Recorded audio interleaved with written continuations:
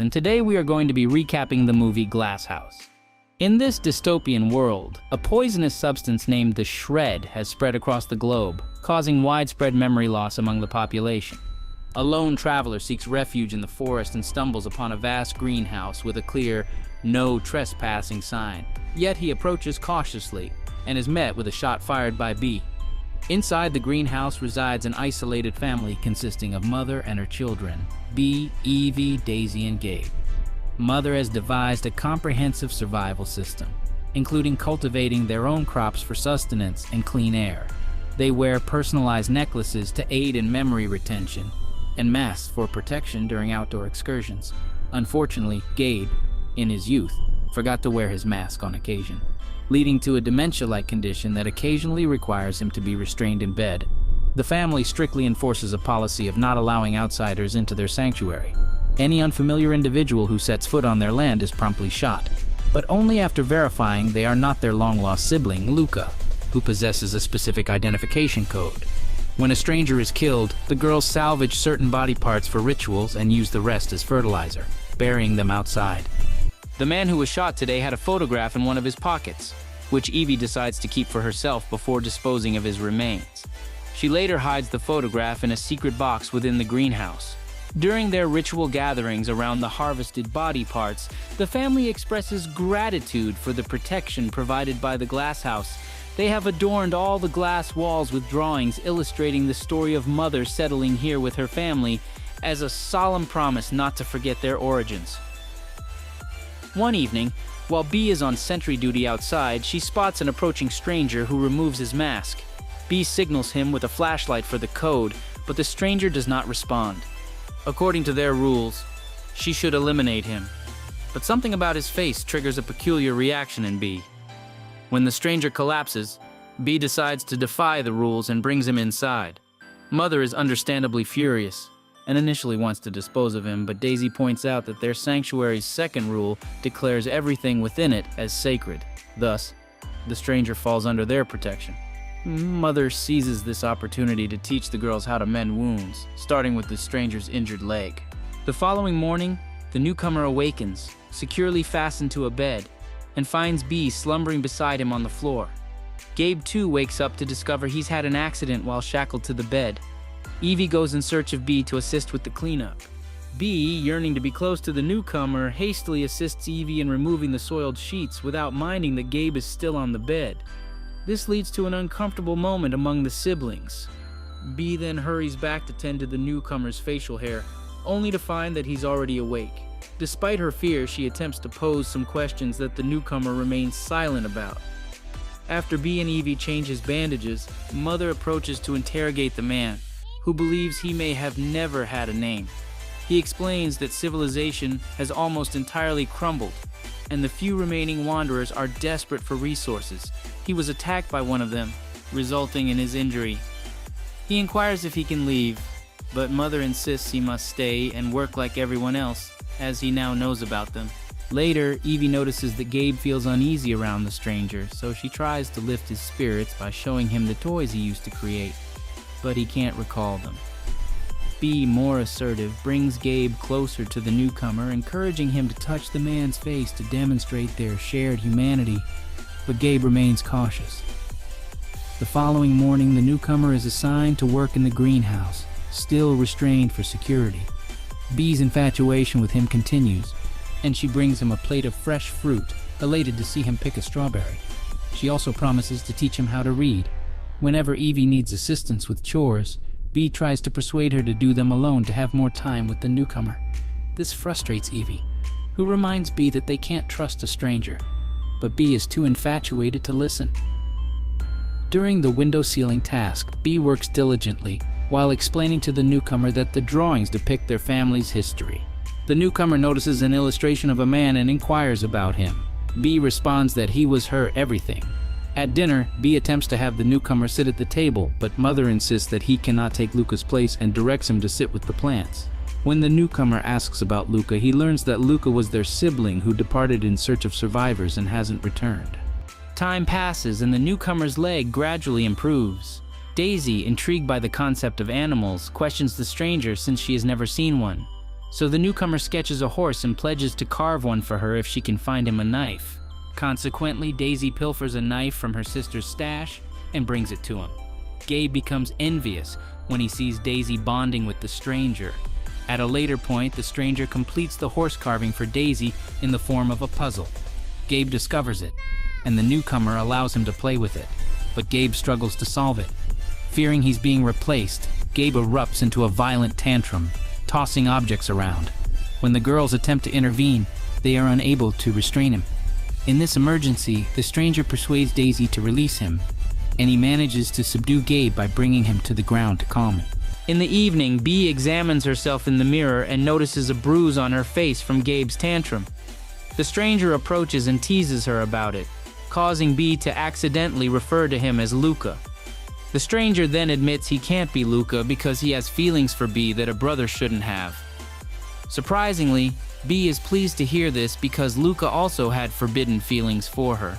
The family decides to no longer keep the stranger shackled, and he is allowed to move freely within the house. One morning, the stranger discovers Bee with her box and inquires about it. Bee explains that it used to be a game she played with Luca. The stranger expresses interest in playing, but Bee declines, emphasizing that he isn't Luca. She also reminds him that he shouldn't participate in all the rituals, such as the singing in the garden, because he is an outsider. However, the stranger disagrees, suggesting that these rituals are performed to remember who they are, hinting that he may need to remember as well. Afterwards, he talks to Daisy and Bee to learn more about the box. Daisy can't recall it because she was too young, but Bee remembers that Luca always kept strawberries in it, which are her favorite. Later, the stranger approaches Evie to apologize for offending her, but Evie still harbors mistrust and admits she would have shot him if she had been on sentry duty that day. The stranger offers to assist with sentry shifts, but Evie advises him to be cautious.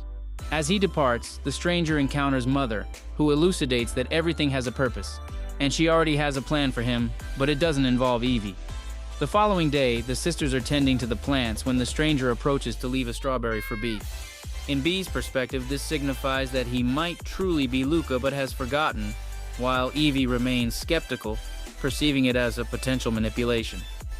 In the afternoon, the stranger joins Bee during her sentry duty, seeking to deepen their connection. He offers her solace, persisting even when Bee must shoot another wanderer. The usual process is followed to tend to the new body. Once that's taken care of, Bee and the stranger become intimate in the entryway of the house. Since the walls are all made of glass, Evie happens to pass by and witnesses their actions, triggering an old memory. She recalls seeing Bee engage in similar behavior with Lukey years ago, which caused her to overlook little Gabe's request to go outside. Suddenly, the stranger notices Evie, and she flees. Later, the stranger discovers something unusual in the soil and unearths Evie's box. Inside, there's a small bag with Luca's name containing 2 old batteries and a necklace with the letter L. He approaches Daisy to inquire about these necklaces, learning that Mother crafted them when the children were born, and they were not meant to be removed.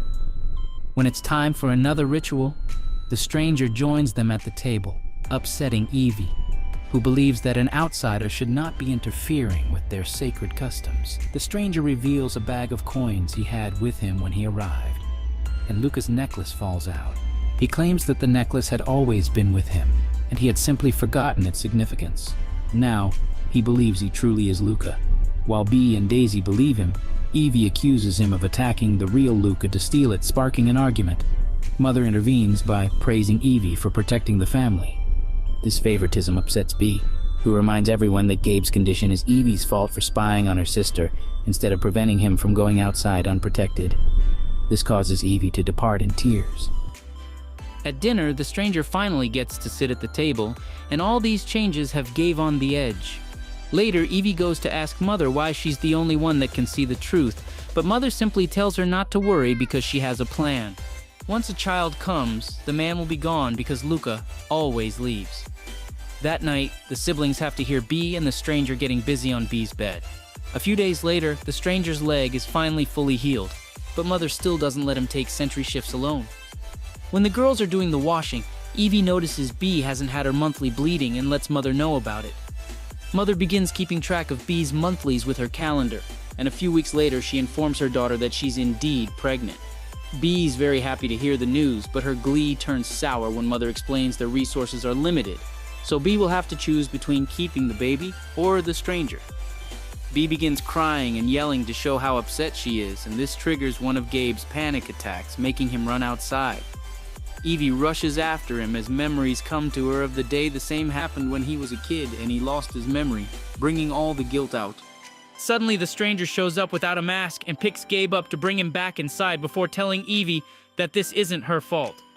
Evie still cries while she explains Gabe had a beautiful mind that he lost because of her. But before the stranger can comfort her, a jealous bee interrupts them and reminds the stranger he must come with her for the next century shift.